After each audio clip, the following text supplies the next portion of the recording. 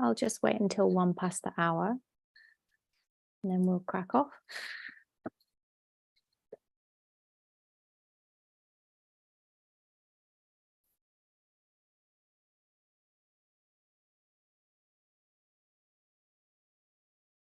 Yep, so let's go. So as I said, good morning, good evening, everybody. Thank you so much for joining us today on the panel Supporting Resilience for Environmental Defenders. My name is Louise Taylor, and I'm the Asia Pacific representative for the Global Initiative Against Transnational Organised Crime. And we're here today to discuss the work that our various panelists have been doing in each of their own ways to promote and support resilience for environmental defenders across the globe. We're also going to celebrate the launch, actually, of a handbook, and Shanique very kindly is going to share the link in the chat. It's a multifaceted handbook. On the one hand, it outlines many and specific challenges that civil society actors face in the field of environmental crime. On the other, it documents and describes successful ways in which we've been battling against the odds and against all of the obstacles that you'll hear about. And we want to be able to share that information and the insights and the practices and the tools with as many people as possible. Just a quick note, the handbook has been drawn together with the support of many people, teams across the GI, so our resilience team, assassination witness team, environmental crime team, as well as having been supported and delivered by some of our expert network members, such as Billy, whom you'll hear from shortly. It's also been supported by a number of donors to whom we owe thanks and gratitude for allowing us to tell people's stories and to provide that additional layer of support.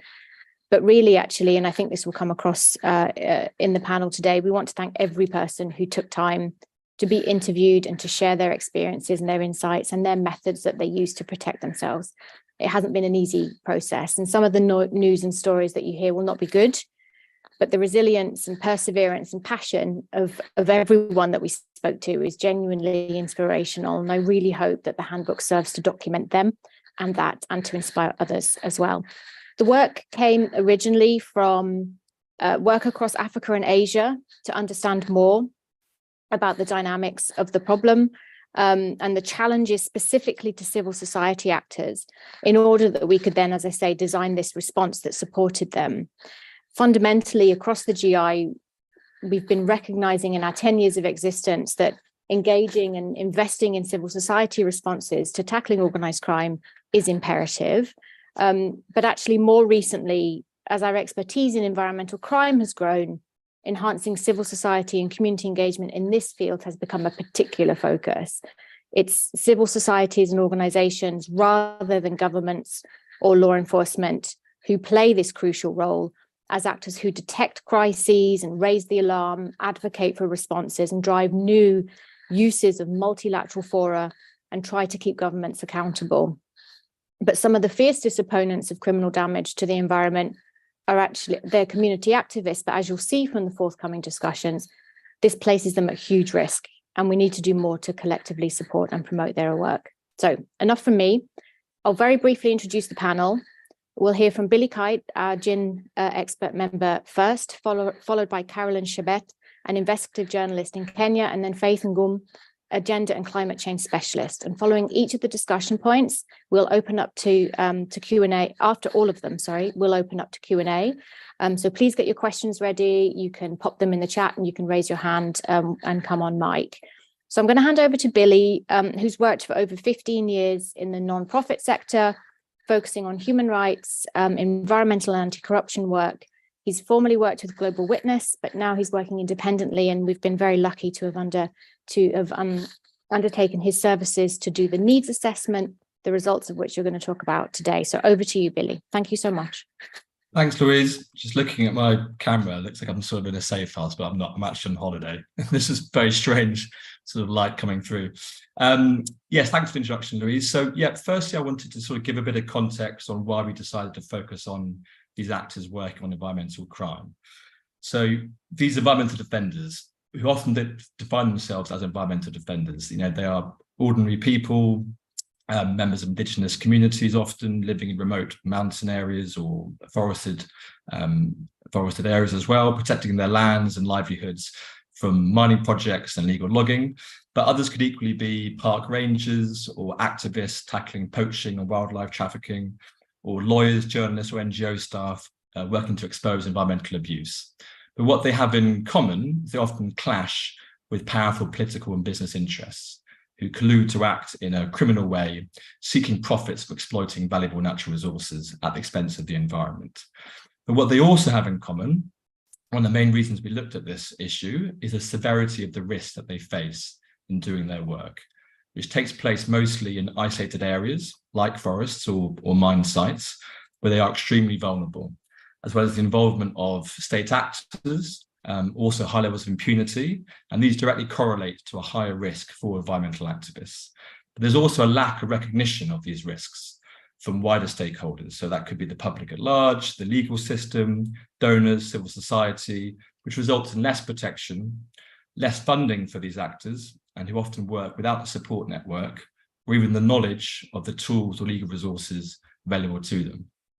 So what types of risks do they face? So it could be acts of intimidation, harassment, criminalization, often used, which is the sort of misuse of the justice system by arresting activists under trumped up charges. They can also be subject to smear campaigns branded by governments or even the media as being anti-development because of the work they do to defend the environment. Many suffer death threats, physical violence, and a lot of cases, unfortunately, murder. So Global Witness has documented at least 1,000 killings of environmental defenders since 2015, and these numbers are rising. So with this backdrop, the Global Initiative is launching this handbook to build resilience of those working on environmental crime. So the first part of the methodology was to carry out a needs assessment, where we identified around 100 prominent actors from civil society and media, interviewing around 70, across 3 key regions, so Southeast Asia, Congo Basin, and the Swahili Coast. So I did these consultations between March and September last year, and it was a sort of deep dive into the vulnerabilities and needs of each actor.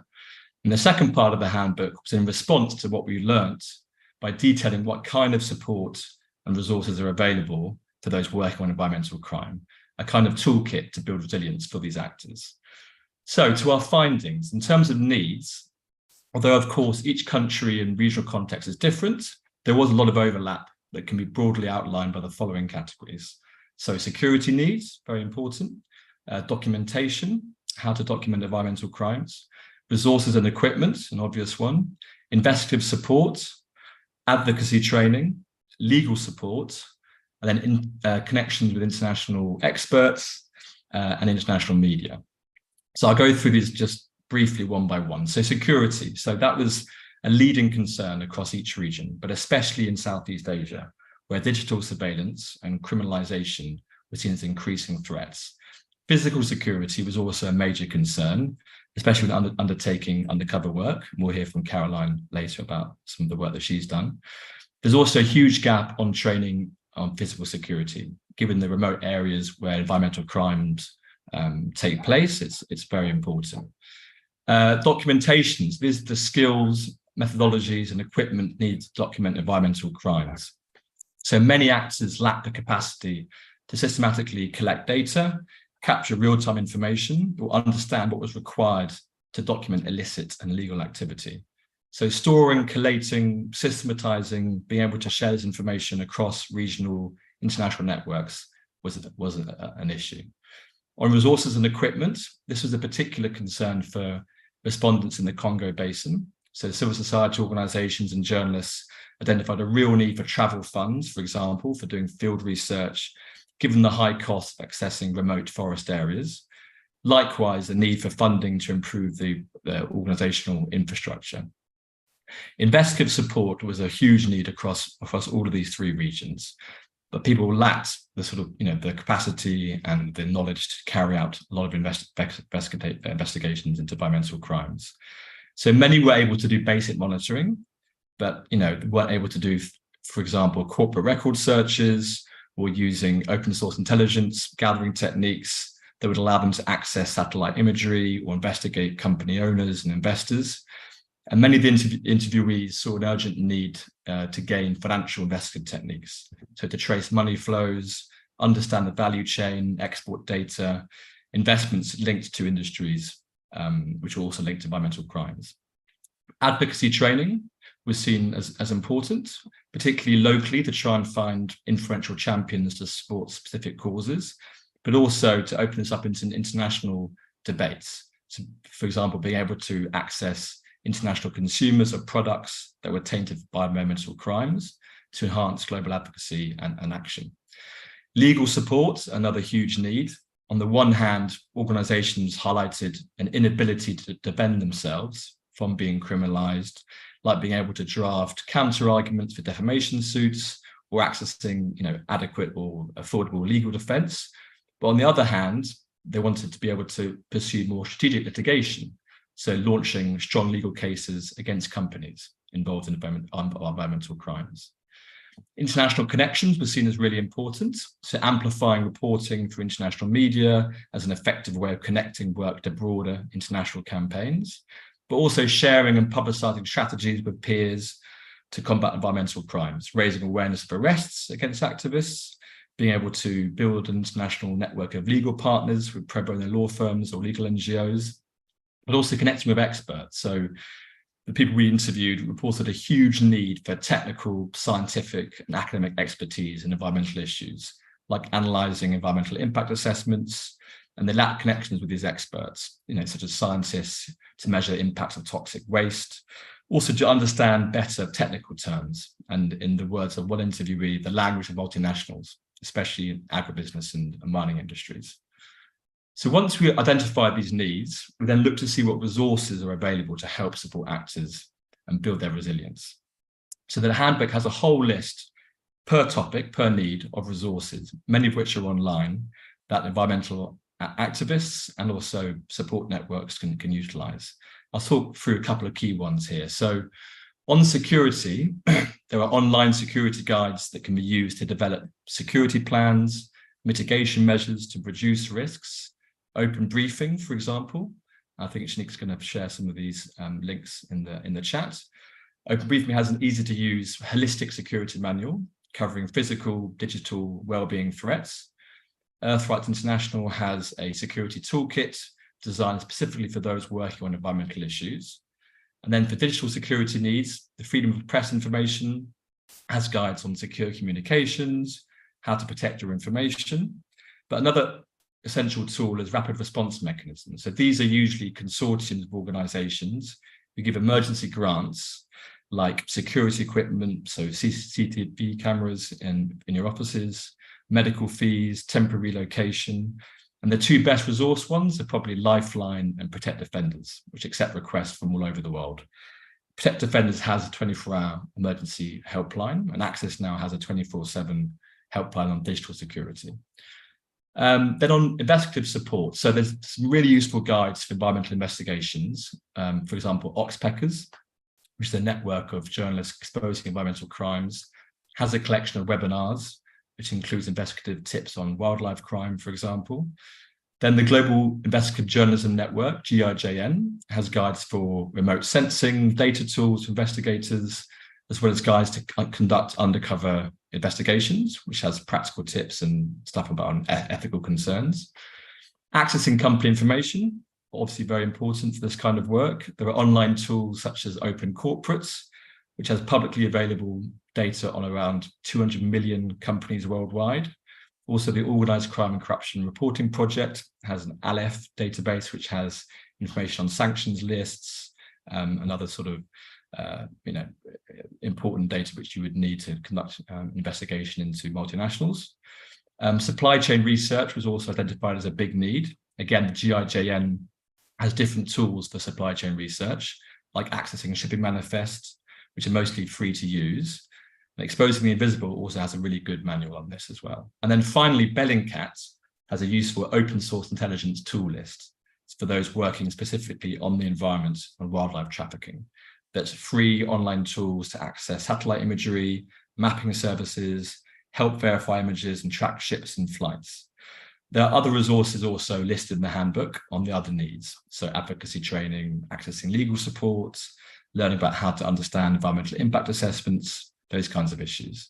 And as Louise mentioned, the ultimate aim of this is that we really hope that it will be used by both practitioners, i.e. those combating environmental crimes, but also for policymakers, donors, and support organisations to inform their programming and protection strategies. So I'll now pass over to Caroline, who I think will talk more from a personal perspective about her work and the challenges and risks of what she's been doing in Kenya as an environmental journalist. Yeah, thanks, Billy. Just a comment before I introduce Caroline, and then it'll be really fascinating to hear from Caroline if any of these challenges resonate with the work that she's been doing.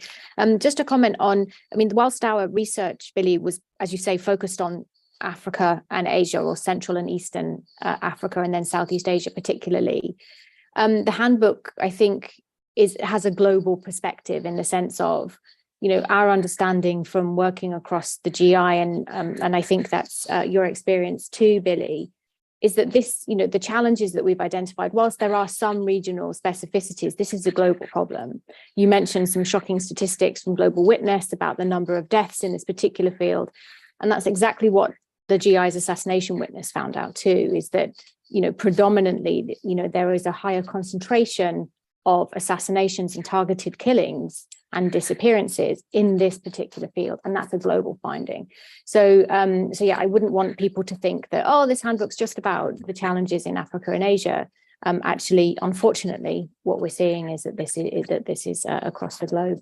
So Caroline, sorry, I stole a bit of your thunder, but you've been working as an investigative journalist in Kenya, reporting on conservation and science and education and human interest stories, and you're going to share some of your experiences being on the front line of what Billy has been sort of talking about. You've been working on the cross-border smuggling of donkeys and African grey parrots in Kenya, which is fascinating. And you've also been recognised, which is absolutely right, from the Media Council of Kenya's Journalism Excellence Awards in 2021 and 2023. So we're really honoured that you've joined us here today, and would love to hear from you about your experiences of this on the front line. So over to you. Thank you.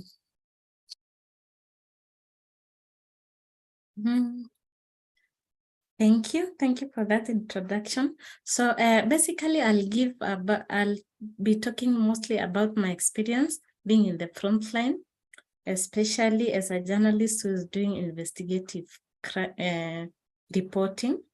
But first, I would like to answer some questions that might pop up, like why investigative journalism? So there's a lot why investigative journalists need to bring these stories forward. Over the years, the media in Kenya, so I'll give a preview of the media in Kenya. Over the years, the media in Kenya has unearthed environmental crimes like poaching, wildlife trafficking, illegal logging, overfishing. These things are a threat to biodiversity. Given the limited access to information that many Kenyans have on environmental matters, investigative journalists play a key role in raising awareness about environmental issues and their effects on communities and ecosystems. So you find that most people, the public, depend on journalists to bring out these issues that goes on, these underreported issues that goes on. Environmental investigative reports also spark public debate that leads to policy changes. Some of the environmental investigative stories, like there's an investigative story I did a year ago on the trafficking of African grey parrot. It was a silent trade, and nobody was really talking about. Almost no one knew about what was really happening, but there was massive trafficking of African grey parrots from Kenya from the West and the East Africa. So it was a very big story that was going on silently, and through such highlights, the public get to know what is really happening. And that story at some point led to some of the change of the tightening of the regulations and increased enforcement and reforms within the Kenya Wildlife Service and the security agencies. Such stories demonstrate the power of investigative journalism in inspiring policies that help in reversing biodiversity loss. So I'll also talk about the challenges being in the front line of this investigative reporting. Usually there are competing priorities. Kenya's media landscape is highly polarized and influenced by political and economic interest. So you will find that most of the stories that are usually picked for the front pages are usually political or economical. Besides this affecting the independence and objectivity of environmental reporting, environmental stories compete with such topics that are often given a priority. And this often limits the impact of environmental stories. So, and then the other challenge is the limited resources. I think as Billy had said, many media organizations in Kenya, not only in Kenya, I think also in Africa, currently face financial constraints that impacts their ability to invest in environmental reporting. Such often hinder investigative journalists from producing in-depth and well-researched stories. You find that most media houses do not really have funding for these investigative stories. So in most cases, it is upon a journalist to apply for a grant. And in most of my investigative work, I usually partner with organization, apply for grants. Like on the Parrot, the investigative story on the Parrot, I applied for a grant from, I pitched the story idea to internews at Journalism Network. And they gave me a grant that facilitated me to travel and bring and work on the story. So that is a really major challenge most journalists face. There's also limited access to information. Accessing accurate and comprehensive information from government agencies is one of the biggest hurdles environmental journalists currently face. There is lack of such crucial information affects journalists' ability to effectively investigate environmental issues.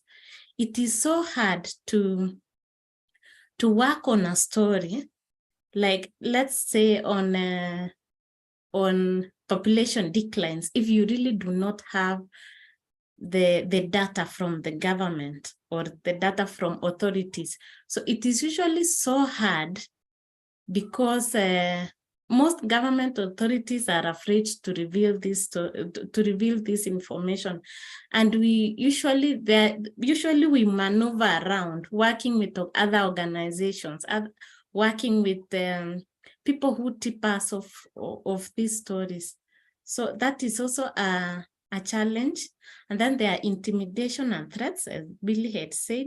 Environmental journalists in Kenya often face intimidation and threats from individuals or companies with vested interest in suppressing environmental investigations, coupled with inadequate legal protection that puts investigative environmental stories on a balance.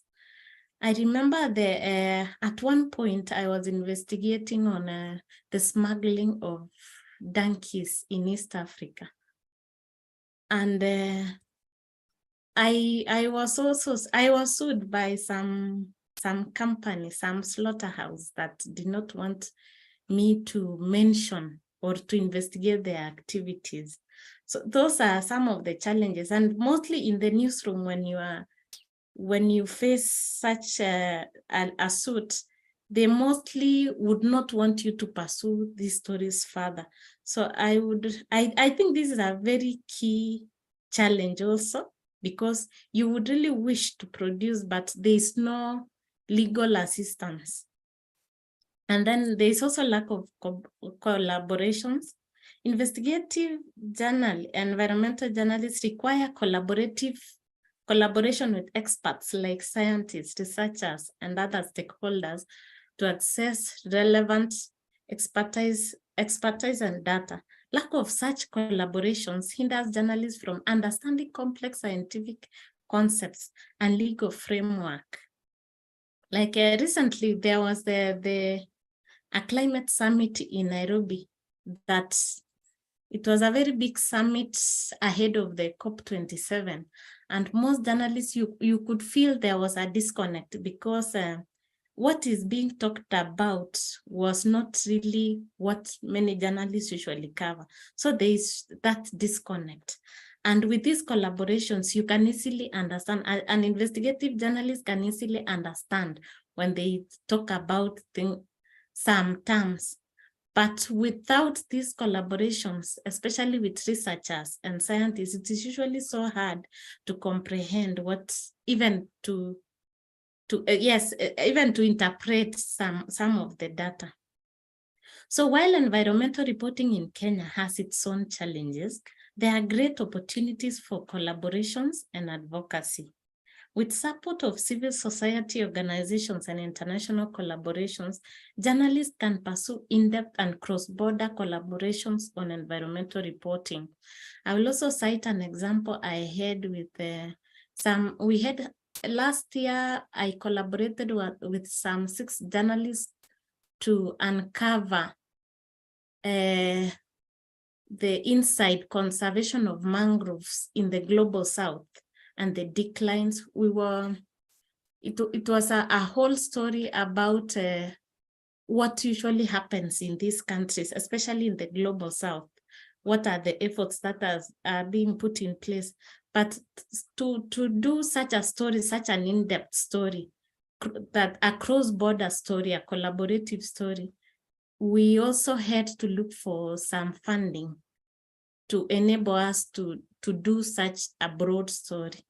I think we got also a grant from EJN, from Internews. So I'll talk about the way forward. There is need for collaborations between civil society organizations in supporting journalists to carry out investigative pieces to save biodiversity.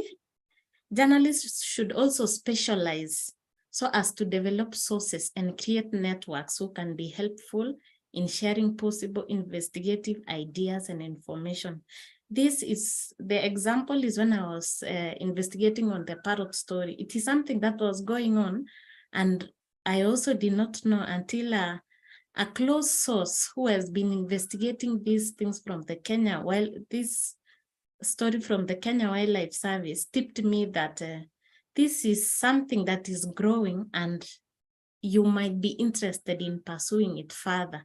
It is so easy to, actually he gave me even the idea that it was so easy to investigate on the story because the trafficking was actually online. Mostly it was pure online.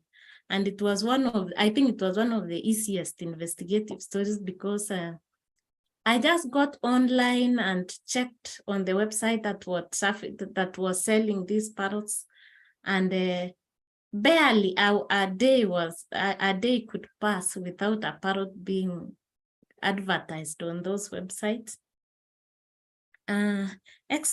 Experts and government officials should be free to talk to and share information with science journalists, and because they are doing development journalism and not for politics. Most of the information these investigative journalists look for is to build on a story. It is not usually for political reasons. And I think it is high time that even experts and these government officials know the kind of people, know why and realize why we ask for this information.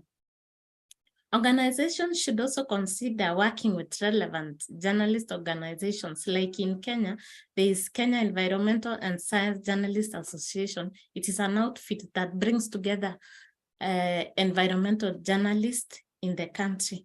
So I think it is usually easier even for organizations for civil society organizations to collaborate so that they can easily get the information to the right journalists. So I think that is the end of my presentation. Thank you, Caroline. A couple of things that really jumped out at me, this government nervousness around sharing data and what they can and can't share has come up in a couple of other panels actually overnight. which is fascinating. And it's this push for open data, but actually there's this resistance from governments to do so. They're really scared about it and they don't know what it means. And also your highlighting of how this is a really technical problem, actually, sometimes. And it did come out in Billy's research as well, how, you know, we need access to specialist, you know, kind of sectors, if you like, in order to help us understand what the biodiversity impacts are. What does the pollution data mean? And, you know, it's really quite a technical field, which I think is also just an observation that I'd just like to draw out as well. So thank you so much for sharing that. I have lots of other questions as well, but I really, really want to hear from Faith, who's been working super passionately on gender equality and women's empowerment, especially with rural and vulnerable women affected by environmental crime and climate change. You've worked extensively across Africa, and you've also, you know, your work has been used and presented at sort of really super high level international multilateral events such as COP26. You've been working with us as well here at GI, looking at how to strengthen resilience support, particularly for female environmental defenders. And it's that work that you're going to discuss here with us today, and taking our exploration here a little bit deeper into how gender is impacted by these issues and how we might be able to support better and more informed responses. So Faith, if I could ask you to share your experiences, that would be great. Thank you. Thank you very much, Louise. So to contribute to the discussion, I'm going to be talking about how to support, to strengthen the resilience of female environmental defenders. In line with what Billy has presented, the challenges these environmental defenders face across the world. But the GI recently took a project to strengthen resilience support across various communities. But what was lacking was we didn't have data to understand the differential impacts of environmental crime on women and men. So we sought to, in order to support them, we first of all need to understand what they are going through. So in that line, we came up with, develop a study across to identify the struggles women environmental defenders go through and how they are adapting in mostly in forest ecosystems. Specifically, we did a study in 4 different forest ecosystems. We did one in Yabasi Forest in Cameroon, based in the Congo Basin. We did in the Sierra Tarahumara ecosystem in Mexico, the Arizona Ecuadorian forest, and the Sumatra tropical forest in Indonesia. So now what we discovered is indeed environmental crimes impact these women differently based on their traditional gender roles and expectations that are given in each of these societies. While the impacts may be similar, some of them are nuanced, tied to patriarchy. For instance, first of all, most of these communities, they didn't quite understand. So because the definition of an environmental crime is it's an ongoing debate and a social contract. What constitutes an environmental crime in one region is not the same in another region. So our focus was based on the perception of what these communities perceive as crimes to their environment. What we need to understand is even though there are different definitions and interpretations of what constitutes an environmental crime, it has 3 distinct characteristics. The first, it's most of it, it's an illegal act that directly or indirectly harms the environment and can be persecuted. It could be a deliberate evasion of a law or a reputation, and most of the time it's done for financial benefits at the detriment of the surrounding communities. And now it could be cross-border or committed by an organized group that is transnational, or sometimes they could be committed by local communities themselves. Something like illegal logging and illegal wildlife, it's both a transnational organized crime, but also an environmental crime that is sometimes committed by local community members as a means of survival. Because in most times while they are in conflict, because one of the characteristics of transnational organized crime is there tend to be frictions and conflicts in the areas where they are being perpetrated. So for most of the community members to survive, sometimes they turn to these illicit economies as a means of survival. So that doesn't make it transnational or an organized crime, but it is still an environmental crime because it's done for personal benefit. So within these communities, there were crimes like illegal logging, fishing, illegal mining, land grabbing, that was found and perceived by these communities as a major environmental crime. The impacts of these vary from loss of land, displacement of communities, and so on. But then looking at the impact of this on women will help us understand how these women react or how they build their resilience. Because one thing that we noticed in all these 4 communities is there are patriarchal societies in which women's voice and participation are limited to household decisions.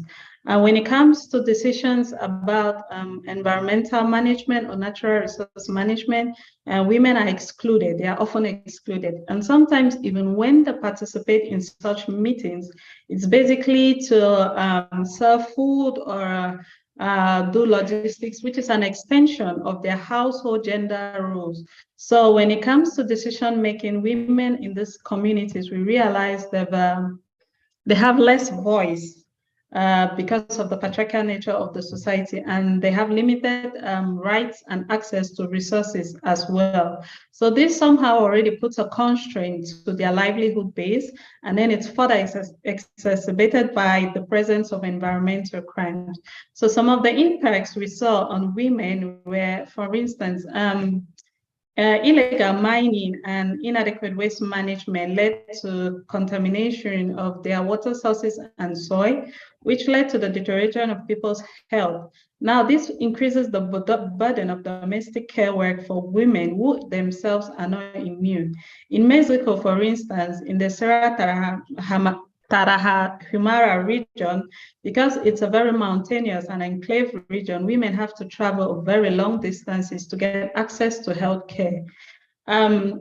Also, we found issues of mercury contamination in rivers, in the Poyo River in Ecuador, and all this increases the domestic care load of the women, in addition to them being the breadwinners of the family, which means they are still, in addition to taking care of this family, they're supposed to help to provide the basic needs of the family.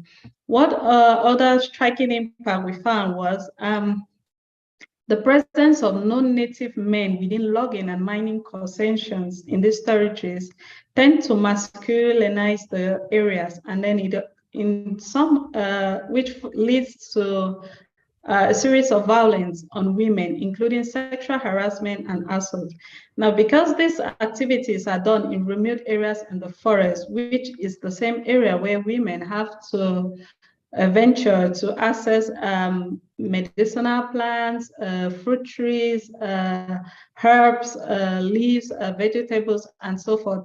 These activities become a daunting task for women, such that because they tend to be targets of sexual harassment within the forest by these men.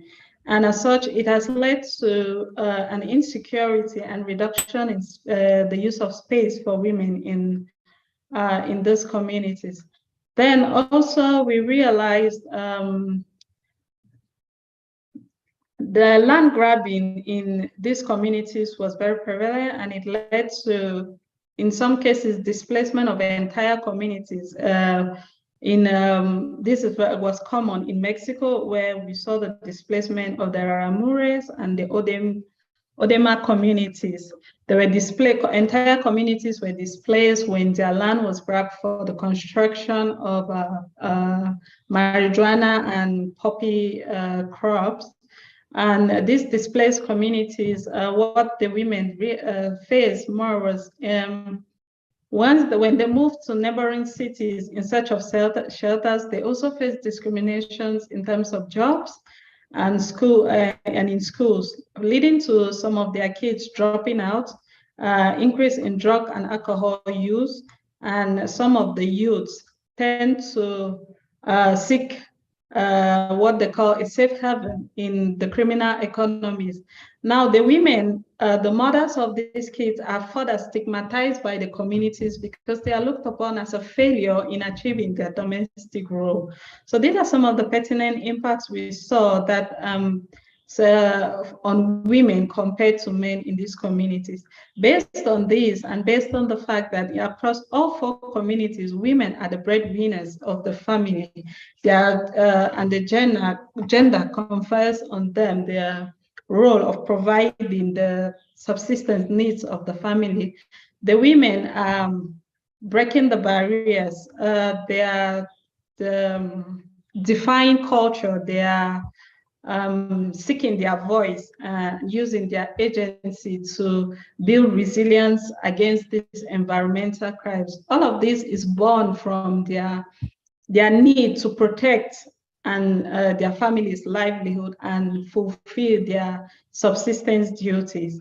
Across these communities, one common strategy women use is organizing themselves in groups to raise their voices collectively, because remember, they are patriarchal societies and their individual voices are relegated to household decisions. So they found organizing in groups help. And sometimes these groups, they lead social protests. They use the groups to file official complaints with the help of civil society organizations. One of such protests that is very pertinent was in 2021 in Indonesia, in Bata Toba community where we did the study. Women just a bit of context, Indonesia is a very Muslim-dominated country where the Muslim laws and culture is deeply engraved in their communities, such that women have very limited voice in public spaces. So this women in this community defied the culture and the norms. This to do a naked protest against environmental crime perpetrators, specifically against land grabbing and machineries from companies that were venturing into their forests to clear their traditional trees and native crops in favor of monoculture production. Now, these women, on one hand, in their community, they were tagged as uncivilized and ostracized. And while on the other hand, they were being penalized by the government using anti-pornographic laws.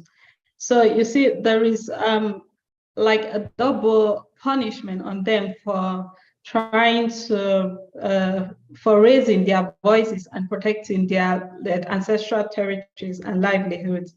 In Mexico, the women organized themselves in church groups to use religious festivals and other cultural festivals as a means of defending their territories and their cultural heritage. They organize meetings as well amongst various communities to exchange ideas, to learn the experiences and challenges each of these communities face and see what good practices they have that they can share. In Cameroon, what women are doing in addition to protest, they are teaming with men because women's voices, they have very little participation in political voice in political spaces. And one common thing we got in Cameroon is when a man speaks, his voice is heard compared to women. So what women are doing, they are teaming with men to raise awareness on environmental crimes. So they look for, they use a man as their spokesperson, but it's women behind. And why this is working is because attention is given more to men when it comes to issues of natural resource management. The women found this as a loophole where they can garner the support and protect their livelihoods. And then across these communities as well, women are also trying to do other things like looking for other sources of livelihood that do not depend solely on the natural environment. So we see, despite all these women, like as well as every other environmental defender, like Billy mentioned earlier, they face threats, intimidations, and sometimes some of them are even killed. In Billy's report, you see a case of a lady in Honduras that was murdered in 2016. She was trying to defend her community's ancestral rights. So we're based on these women and the strategies women are using. They may not be, they are just how we can put at the start. The women are starting to gain their voice collectively. So there is really need, in addition to all the financial, legal, advocacy, and all the support they need, which Billy clearly highlighted in the tool he's presenting. One thing that came across is there is no, what we realize is there is no one size fits all. What works for maybe Cameroon may need to be adapted to work in another country. So based on our research, we made some recommendations on how to strengthen this women's resilience. One of it was to identify and support community male champions who promote gender equality beyond and within traditional institutions. This is because women's involvement is more likely when men promote, support, and value their contributions. So we are proposing, in addition to other measures, organizations should prioritize projects where women and men work collaboratively beyond mere attendance, because we have this global issue where we go to communities and we do like a global checklist where women present, yes, and that is enough. No, now we should look at their effective participation in it beyond just being there, because like I mentioned, in Ecuador and Mexico, the women are present in meetings when they discuss community issues, but they are there to serve food. So it's an extension of their domestic role and not necessarily empowering them. So we need to give them voice. And also, we found that we think it's good to look for increase women's participation through consultation and women-only dialogue spaces, create those spaces. Because like we saw in Mexico, the women groups organize exchange meetings to share ideas. There they're free to express themselves. So we could work with existing women groups and link them up to other groups that are working. So using there are so many groups that Billy highlighted and so many institutions that Billy highlighted in the tool that are that could be linked to these women's groups to do that. And lastly, while there we could there's the overall need for governments to tackle environmental crimes through law enforcement and effective governance. We know this is not something that is going to be done immediately, but what they can do is, because we realize most of the crime is done in collusion with corrupt government officials. Women try to seek justice, but most of the government officials are corrupt. So justice is never a gain for these women. So a way that could, around it, that could we could maneuver around it. It's to charge governments to create access to justice for these women through creating, like proxy in other states, where give them access, where, for instance, in the Yabasi region, which is in the littoral, women could file their complaints in the central region of Cameroon to bypass the corrupt officials that are in it.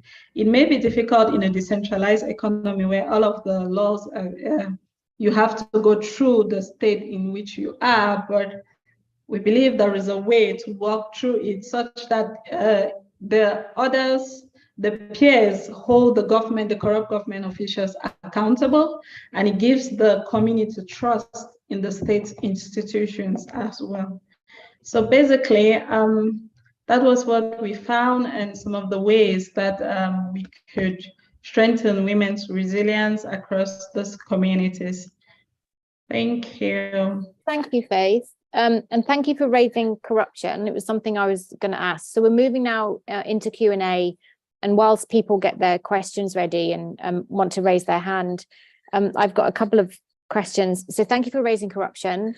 I wanted to ask Billy and Caroline as well, because it didn't come out strongly in what you were talking about, but we do understand that it's an issue. So I wondered if you could give a little bit of a flavour of how that had come across in your respective work. Thank you also, though, very quickly for mentioning sexual harassment, which I think is also, it didn't come out very strongly in Billy's work, but it has actually come out in particular areas around conservation workers and things. And again, women being attacked in remote areas and not having safe spaces. I was also struck by the kind of group safety in numbers, but then also the advocacy point that you were making, Faith, in terms of, and that was what Caroline was saying as well. So there's lots of synergies, I think, between what we've heard. My question, sorry, I'm rambling. Corruption, Billy and Caroline, would you be able to give a little bit of a flavour of how that's been an issue for you? And I don't mind who goes first. Caroline, do you want to go first? Yes, issue on corruption has been, it is key in most of these investigative stories, because you find, particularly when I was doing the story on the African grey parrot, I was looking at the trafficking routes, how this parrot is being trafficked from one point to the other, and I realized that these people were colluding even with some of these officers, because at some point I pretended to be a potential buyer of a parrot online, and someone told me that he would organize, one of the people who are trafficking these birds told me that he would get for me a permit. I would pay something so that he gets for me a permit, but I should only show that permit when the Kenya Wildlife Service officers ask for it. So I went ahead and asked him, can't I get this permit from the Kenya Wildlife Service themselves? And then he was telling me, no, I can always, we talk with them, and I always do some, come up with some things like those. So there was no really permits actually, but it seems like there is some collusion that happens. For these parrots to be transported from one end of the country to the other, it seems there's some collusion along the way, because there are officers all across the country checking. There are the traffic, all of those enforcement officers, but no, there is no single case that has been cracked. And I was also talking to an investigate, someone from the courts, and he was telling me that Kenya has never prosecuted a single case of wildlife cybercrime. That means he was telling, so I was asking why that was prevalent. These cases are prevalent and there is no single case that has been prosecuted. And the thing was, most of the officers are actually clueless on how they prosecute such a crime. And there was that lack of that gap in training of these people, and also there is corruption in between. Thanks, Caroline. Definitely. Yeah, And just on the online side, we've been doing lots of work on that. And that's exactly our finding, actually, is that there's a lack of prioritization and a lack of capacity and a lack of understanding, really, within domestic law enforcement agencies in order to combat this really growing problem. Billy, you were going to say, I asked you as well to comment on the role of corruption in some of these challenges. I think one of the reasons it didn't come up so much in the needs assessment was because it's such an all-encompassing, cross-cutting, pervasive issue that maybe it was so big that people were thinking more about their sort of day-to-day work on combating environmental crime. But certainly I see it sort of intersecting in three different areas. One would be as a root cause of why people become environmental defenders. So, for example, the corruption that makes permits and licensing laws being violated to impose projects on local communities. Secondly, it's also a facilitator of attacks against environmental campaigners and journalists. So, for example, the impunity that we see in so many of these cases, the misuse of the justice system. I'll give you an example from Honduras. So the person that Faith mentioned, Berta Cáceres, this renowned environmental activist who was killed in 2016. So, and this is being recorded. So allegedly, according to an international group of experts, the company that is linked to her murder paid for a campaign to smear her name in the press, paid local officials so that they would look into different avenues or motives for her murder. So we see corruption as one of the obstacles that defenders face day to day. I think thirdly, it's also the ongoing work of environmental activists. It's when they try to put cases in front of the legal system and are thwarted, and they try to access information around companies linked to environmental crimes. So it also affects their ongoing work as well. Thank you. What I really liked as well, Faith, about what you were saying towards the end there is that you're coming up with a way forward. And actually, Caroline was the same. And it's really nice, actually, in this panel to have, okay, we have a set of problems and we have a set of analysis that supports the understanding of those problems, but what we're trying to do is move the discussion forward. So I really liked some of those ideas you had about how to navigate this, intensely corrupt in some cases. I mean, it's the local authorities and it's the national governments that own the access to the resources in many cases, and the permitting systems and things like that. So I really liked that you were taking it there. Julia's got a question, Julia Roncon, who shared authorship with you, Billy, on the paper. So thank you, Julia. And I think this is a question actually that I'd actually like all of the panelists to have a go at, if you like. So, and maybe we start with Faith first. And what, in your view, how or if social media could it support and amplify the work of environmental defenders or these female activists that you've been talking about? And if so, how do you think that might happen? And then I'll ask everyone to have a go at the question, if that's okay. Faith, do you want to go first? Thanks, Liz. In my opinion, it could support, it could be a good tool, and it could also be a detrimental tool to them. Why? First, it could support their work because then it gives them visibility to the world beyond their community. And that's where we could have the intervention of organizations working on supporting environmental defenders. But at the same time, it could be detrimental to them at the local level because it puts them at the spotlight. It makes them a target for talks and environmental perpetrators. just like Billy mentioned earlier, for the lady in Honduras to be killed, they had to do a campaign using social media to smear her name. So she was already on the spotlight, doing what she wanted to show into the world to protect her community. But then that same social media was used against her. So it's a sword, a two-way sword that if not Double-edged sword, used yeah. a double-edged sword, yeah, which if not used properly could be detrimental. So I believe it has its benefits and it also has its disadvantages. So it should be used with caution. That's what I would say. Yeah, one of the things that we've been working on in the GI is we've developed a social media app called Viva, but it's kind of private access. Basically, you have to be invited to join, but that then provides a sense of community around community activists and organizations working on organized crime. And it's a video-based app, and it's a place where you can share ideas and different practices. And but as I say, you know, it's kind of it's a safe space for people to do that. So it's been designed very consciously with those risks in mind. Caroline, what's your experience been as well of sort of using social media and the kind of the dangers of it as well?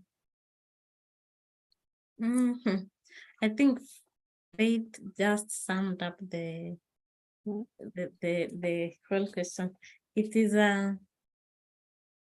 social media, yes, you can get a lot of information and a lot of support. Personally, for my investigative work, I don't usually, I am not big on sharing a lot of such on social media because you cannot really trust so many people in there. But what I have maneuvered through is just to create a network of experts, just to tell them what I am doing. And also when I am communicating maybe some sensitive, when I'm doing some sensitive topics, there are some applications you can, I use to message. So I think it is, I have not been really using social media much, but on social media, you can get a lot of information, like how I got to understand how people were trafficking these birds. I actually used social media because I was searching for people who are selling these birds and inboxing them, and they give you information. So it is a place you can get a lot of information, place you can get a lot of support. You can post what you do and get a lot of support, but still people can incriminate you in there again. Thank you. Billy? Yeah, I mean, I think that We can't hear you. Oh, sorry. No, we've got you now. You got me now? Yeah, I mean, I think definitely it can be useful in campaigning against environmental crimes, particularly when you need sort of public support. So it might be against a state-led project. I can give you an example. I mean, I think there are limits. You know, it has to be in conjunction with strong advocacy, strong legal support, etc. And to get good research to be able to put evidence out there in the public domain. But I think it can play a useful role. So, for example, there was a campaign in Kenya against a huge $2 billion coal power plant on the coast in Lamu, which had $2 billion of foreign financing, which is going to have detrimental social and environmental impact on mangroves, local fishing grounds, and local livelihoods. And the Decolonize campaign came out. And it used a lot of social media. It combined sort of community-led initiatives with international organizations to have a sort of joint public face through a website, through information source, resource portal about the financing of the project, what impacts it would have. So they coordinated and combined efforts to sort of support the power and reach of the message. So that's how it was important. And it actually led to the suspension of the license, and they were able to prove the license was granted illegally. So they also had working groups. So people were looking at awareness and engagement, local communities. Others were looking at legal litigation, another one advocacy, another one communications.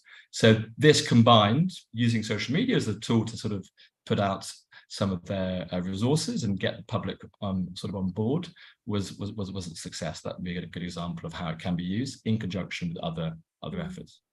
Because we looked at campaigning, didn't we? We wondered whether we should be doing more around bringing cohorts of people together around campaigns, and there was a slight pushback actually around, it needs to be incredibly targeted, it needs to be very well thought through. So yeah, that was an interesting dynamic. I haven't seen any other questions on the Q&A, and you might have some for each other, but one of the questions I had, I think for me, there were so many things that came out of your individual presentations that resonated in a kind of collective way. And one of them seemed to be, to me, around the prioritization of environmental crime from different perspectives and how that had changed or how that had impacted some of these issues. And I wondered if you were able to give me a sense of how you feel the prioritization of environmental crime and environmental activism is changing in recent history, and what that might mean for the future. Billy, would you mind going first? Yeah, I mean, you can just see. You again. Can you hear me now? I'm not on mute. You're back. Okay, great. Sorry about that. Yeah, I mean, you can just see by the at least in some of the sort of global north, the increase in coverage of environmental issues. You can certainly see that, and this is also in tandem with donors, who are also pivoting towards putting lots more funding into environmental causes. So I think you are seeing a bit of a change. I think, you never would have seen so much coverage of the COPs as you do now. And I think, although it's become a bit of a sort of lightning rod for some of the cultural wars now, particularly in the global north, around the cost of living crisis, supposedly versus, trying to get to net zero, it is definitely sort of on the agenda more than it has been. So I think this will sort of cascade down and help get issues into the press, but also issues onto policymakers and donors and support organisations. So I think we are seeing a bit of a change, but there's still definitely work to be done.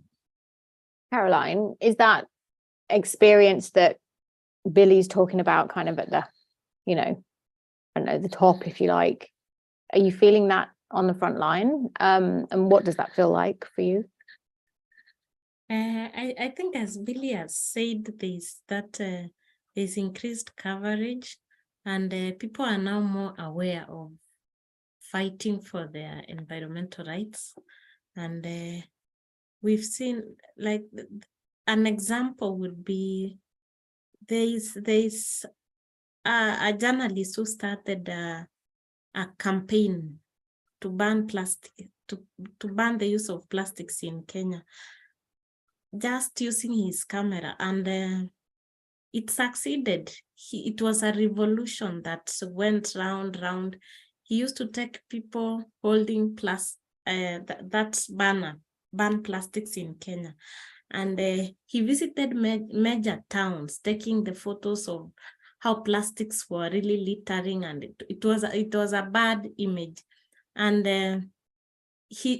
through that, Kenya banned plastics, actually. And it was, so you see, there is an increase, there is an awareness, and it is a good thing that people are getting more aware, and they are joining into the fight for these rights, and things are now working. There are change of policies. I think it is the awareness is increasing, and coverage also on such issues. Yeah. And I hope you get more of your pieces on the front page going forwards. Faith, what does it look like from a kind of gender and environmental crime and climate change perspective? For me, I think the debate, the talk is just starting, and it's going to go forward a very long way, because remember, these environmental crimes, they lead to biodiversity loss. and this has devastating effects compounded with climate change.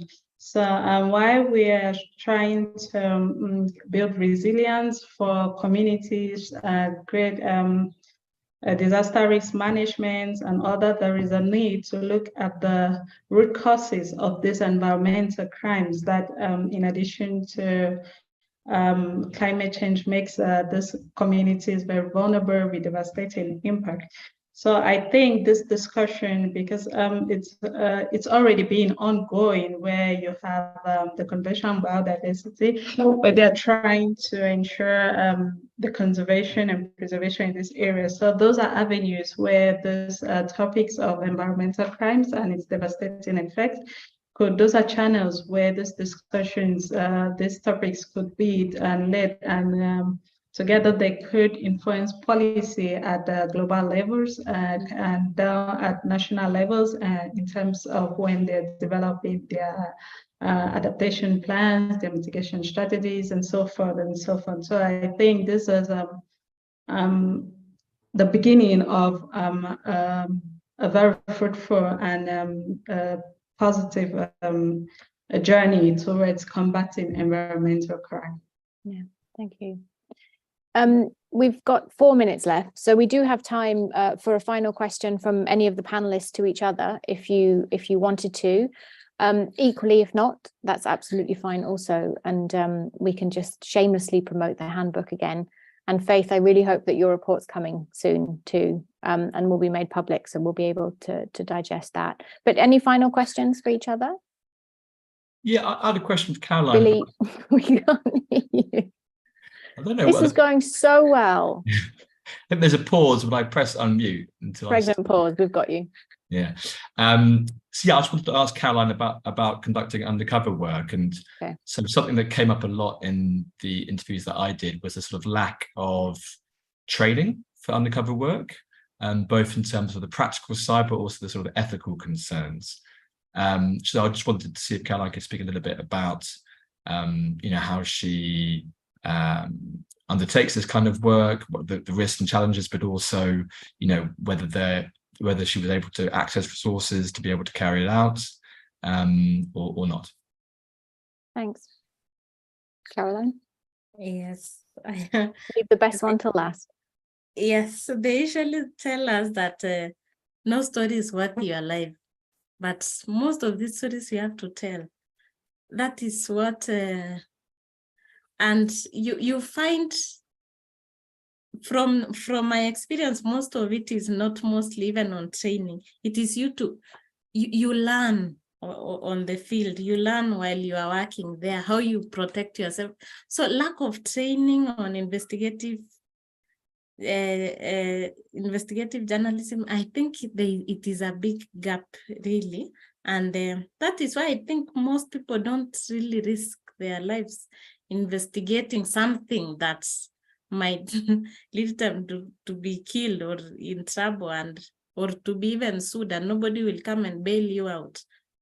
With all these challenges and no training, it takes a lot of it just takes passion for someone to just come forward and say, I want to pursue this and this story. So yes, on training, there is a very big gap, and most of those who are doing it are learning on the job. Yeah. Thanks for mentioning passion at the end. I think that's a really nice way to finish. As I said at the beginning, it's what we felt that came out consistently across all of the interviews. And as I say, I really hope that the handbook serves to respect that passion and to protect it as well. So as I said, a final shameless plug, please, for the handbook.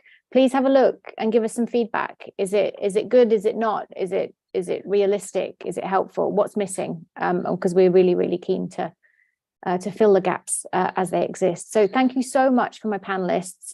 You've been amazing. You've been the best, of course, I would say that, but I really enjoyed hearing from all of you today, and thank you for sharing your experiences and all of the work that you do every day. And that's it from me. So I wish you all a very lovely rest of the day and a very lovely rest of the OC24. So thank you so much. Bye. Thank you, Louise. Take care. Bye. Bye.